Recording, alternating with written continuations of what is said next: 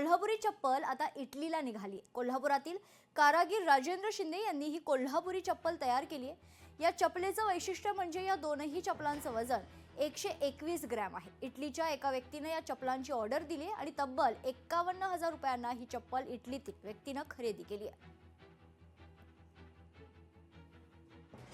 की कोल्हापूर जिल्ह्यामध्ये जेवढे 5,500 कारागीर असतील तर ते जे बनवत नाहीत किंवा त्यांच्याकडून आतापर्यंत जी कला झालेली नाही किंवा मार्केटला नाही ती कला तुम्हाला बनवायची आहे। आणि तुमच्या आयुष्यामध्ये जी कला तुमच्या आयुष्यामध्ये सुद्धा तुम्ही बनवलेली नसलेली अशी कला तुम्हाला ती तिथं मला चप्पल बनवून द्यायचं आहे। ते मी चॅलेंज ॲक्सेप्ट केलं आणि ते मी पूर्ण केलं।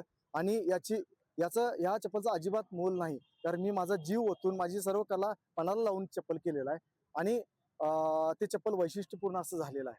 तर हे चप्पल जे आहे ते आता आज किंवा उद्या इटलीला जाणार आहे। लोकशाही मराठी ऐका, पहा, जागरूक रहा।